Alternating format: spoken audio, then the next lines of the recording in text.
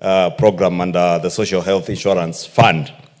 Out of this, today alone, I've just confirmed from the CEO of Shif that 104,000 Kenyans have registered today. And allow me, Honorable Speaker, to plead with us as members of Parliament and as the people's representatives to be at the forefront in encouraging, promoting the registration of members of the public into the Social Health Insurance Fund.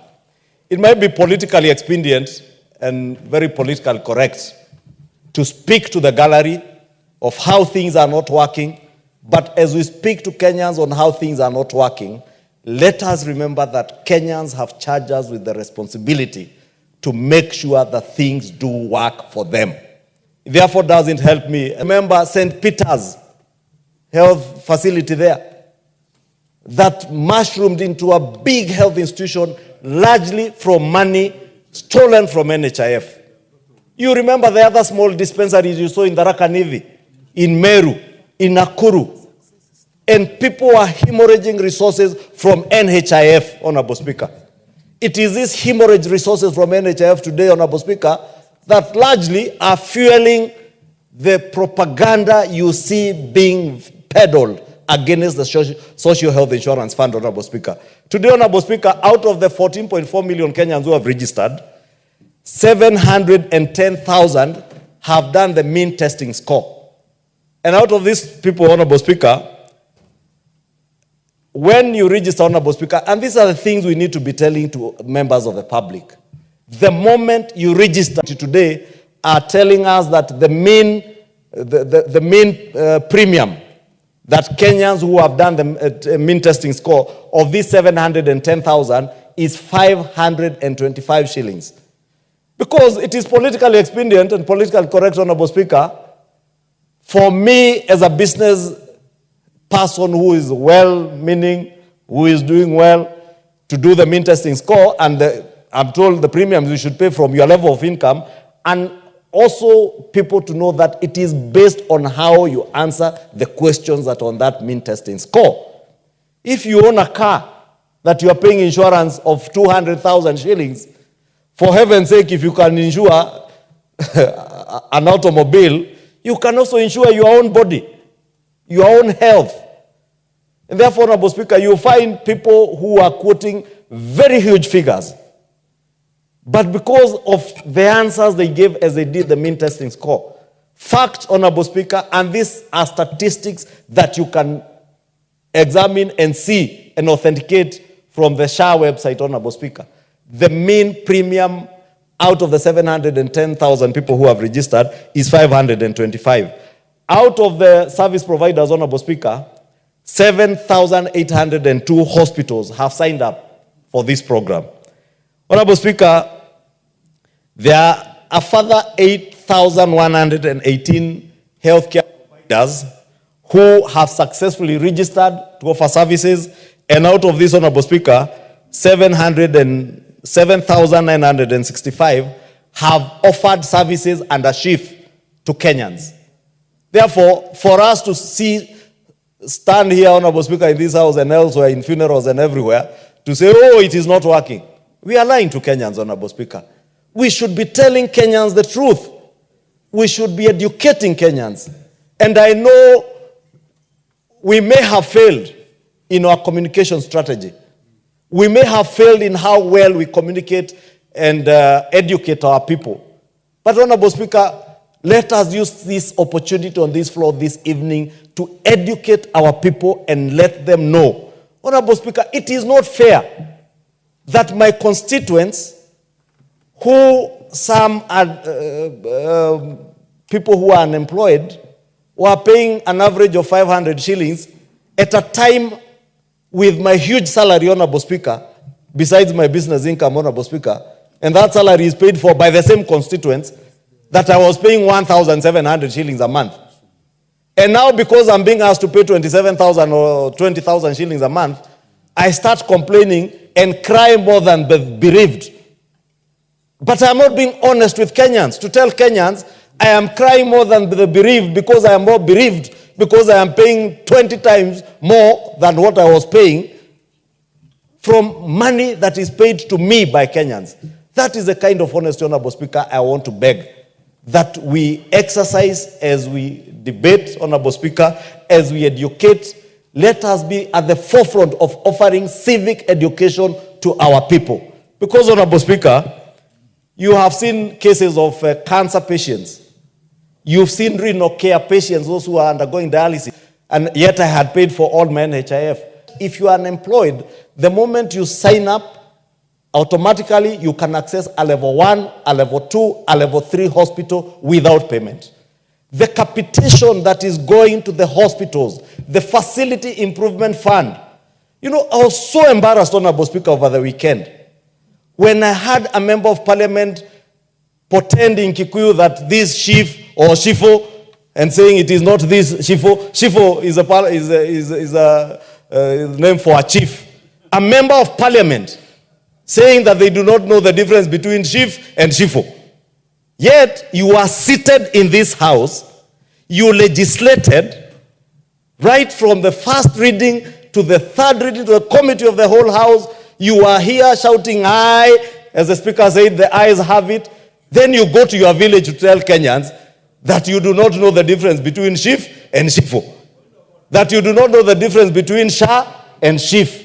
Honorable Speaker, I am saying I was so embarrassed because I would expect a leader elected by the people believing that that leader knows more than them, to be using that opportunity, Honorable Speaker, to educate their people, to tell them that if you have need to access renal care and dialysis at your dispensary or at your local level 4 hospital, all you need to do if you are unemployed is to do the mean testing score. You are advised how much premium you should pay. When you pay, Honorable Speaker, and I know these are the cries that Kenyans have raised, that the mean testing score is asking you to pay for the annual premiums for the whole year.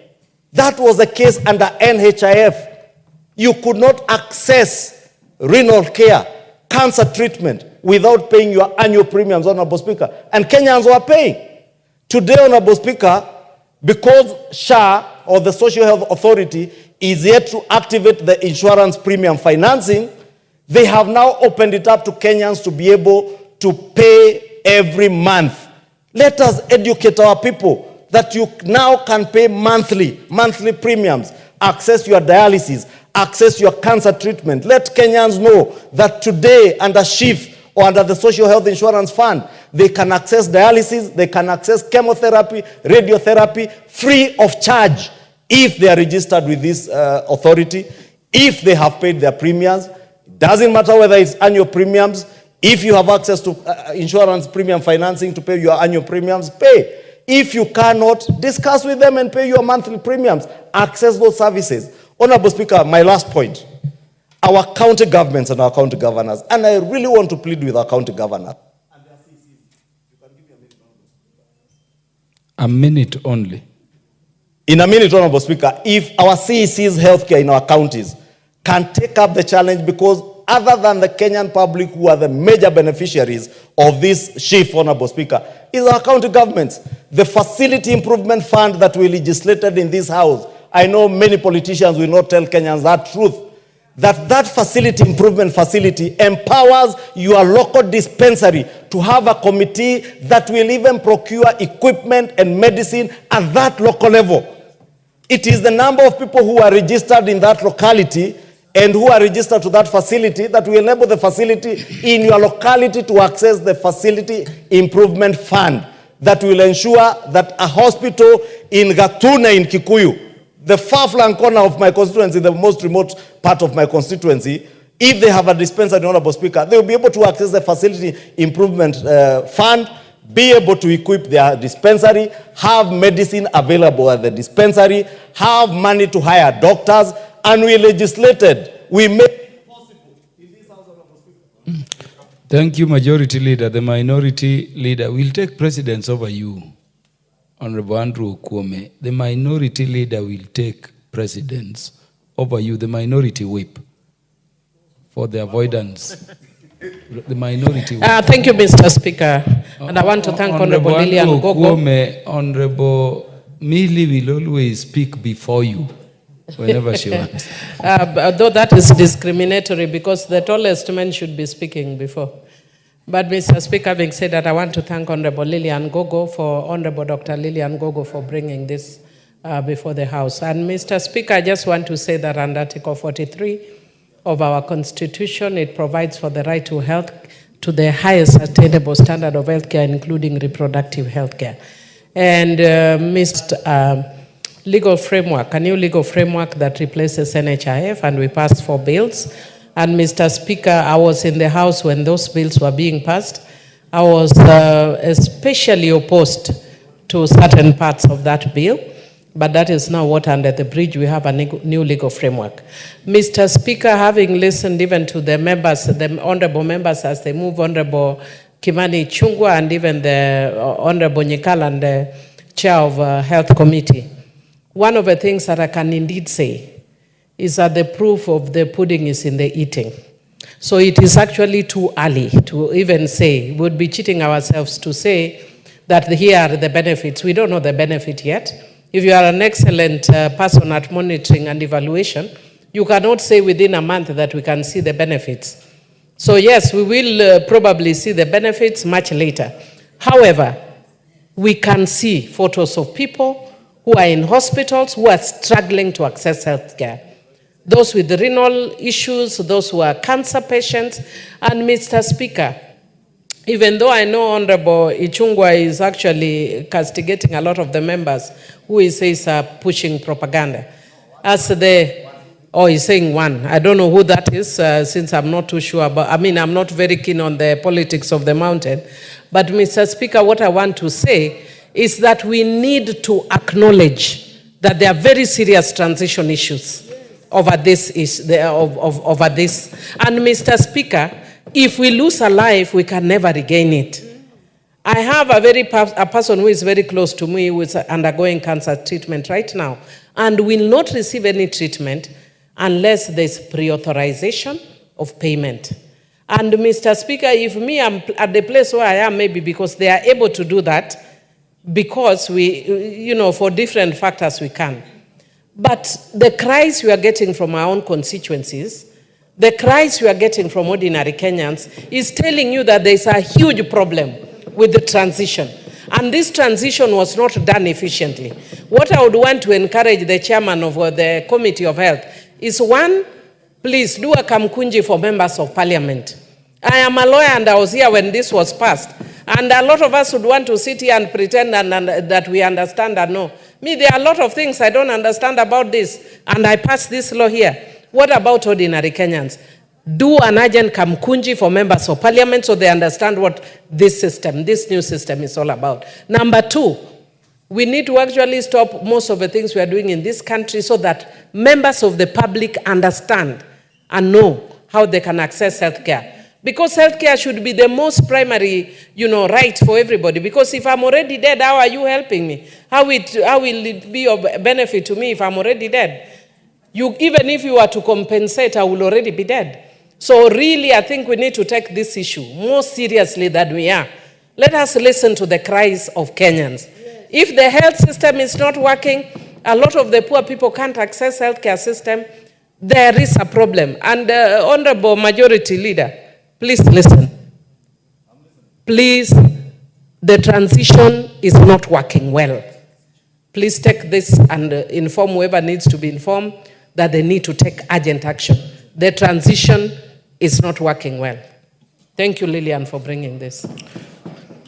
I would request we speak for not more than 3 minutes so that as many of us as possible contribute. The Honorable Omboko Milemba. I have not recognized you.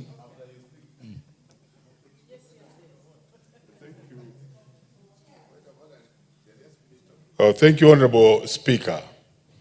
The issue concerning the new model of health provision in this country requires a consortium of all of us to deal with.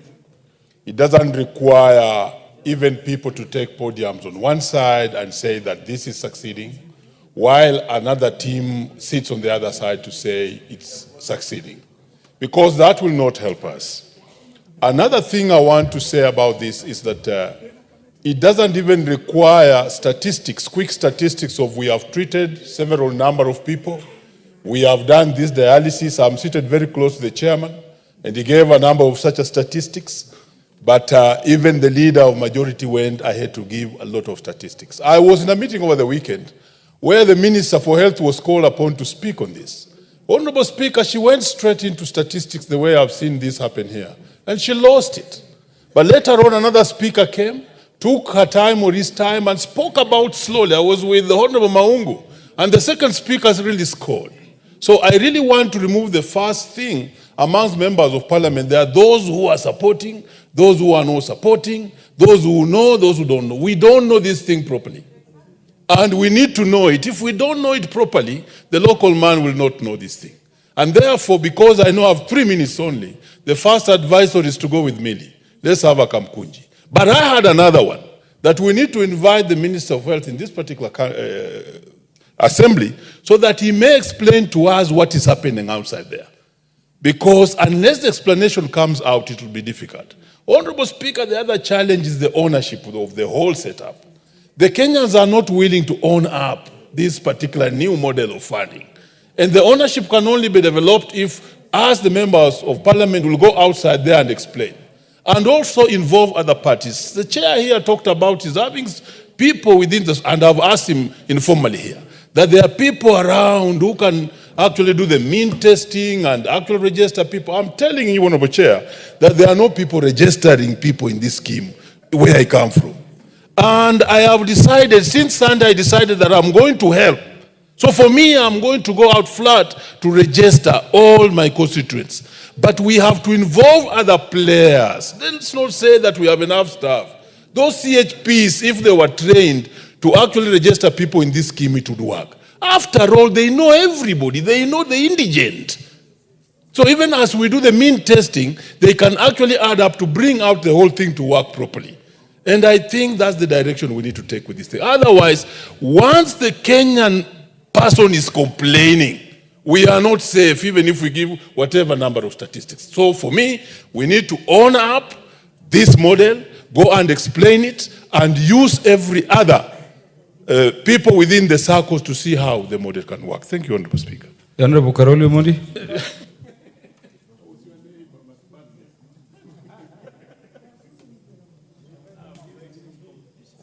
Thank you very much, Honorable Speaker, for the opportunity, and thanks, Honorable Lilian Gogo, for bringing this matter to the floor of the House. I agree with the other speakers that the transition has been very bad in this particular matter. I mean, there are already patients with chronic illnesses who are already being served under NHIF.